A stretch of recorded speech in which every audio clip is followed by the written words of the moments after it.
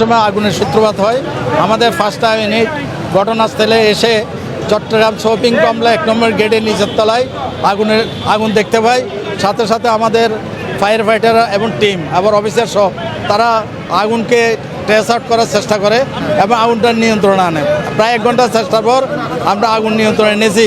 But এখানে প্রচুর পরিমাণে ধোঁয়া এবং হিটের পরিমাণ রয়েছে এবং ধোঁয়াটা বের হওয়ার ওরকম কোনো স্কোপ নেই, যেহেতু এটা অনেক বিশাল মার্কেট। এই মার্কেটের ধোঁয়াগুলো চতুর্দিকে ছড়িয়ে আছে। তো আমরা ফ্রন্ট সাইড দিয়ে আমরা ধোঁয়াটাকে বের করা স্মোক ইজেক্টর দিয়ে ধোঁয়াটাকে বের করার চেষ্টা করছি। আশা করি আমরা স্বল্প সময়ের মধ্যে আমরা অন্য কাজ করব। যেহেতু আমাদের একটা সার্চ টিম আছে, সার্চ টিমটা অলরেডি আমরা দোকানের বিভিন্ন অপশানে গিয়ে ওদেরকে প্রবেশ করিয়েছি। তারা ব্রিদিং দিয়ে কাজ করছে এবং যাতে কোথাও কোনো ভিকটিম অথবা কোনো ধরনের আরও আগুনের কোনো সিমটম আছে কি না, কোনো দোকানে আরও আগুনের কোনো অবস্থান আছে কিনা এগুলো দেখার জন্য তারা কাজ করছে।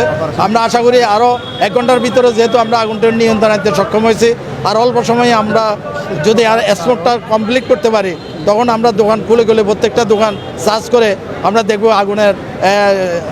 আগুনের শিখা অন্য দোকান ক্ষতিগ্রস্ত হয়েছে কিনা।